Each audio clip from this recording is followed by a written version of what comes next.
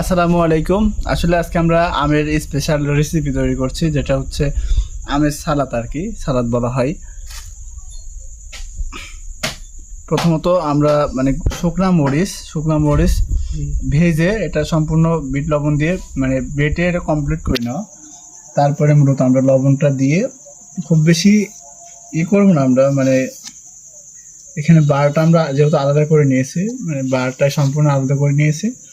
শুধু আমরা এটা প্রথমত মাখাই করে তারপরে আমরা বাটারের সাথে নিচে দিয়ে ডলাডলি চলবে।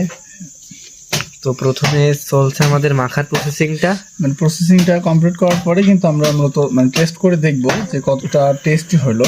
তবে একটা মশলার মধ্যে দিলে সর্বোচ্চ ভালো হয়, সেটা হচ্ছে ধনিয়ার বাটা আর কি।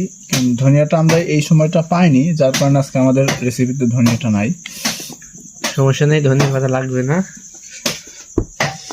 মানে রেসিপির কালারটা কিন্তু জোস একটা কালার দিয়ে দিবে আস্তে আস্তে। মানে প্রথমে ভাবছিলাম যে আমরা আমটা সেক্সি করব, কিন্তু ভাই সেক্সি তো সবসময় রুচিতে নাই না, তাই আজকে আস্তে করে আমরা খাওয়া প্রতিনিয়ত মূলত এই ধরনের রেসিপি তৈরি করি, বাট আমাদের ভিন্ন ভিন্ন ধরনের রেসিপিটা তৈরি করা হয়। তবে আজকে আরেকটা ভিন্ন ধরনের রেসিপি আমরা আজকে তৈরি করে ফেলছি ইনশাআল্লাহ।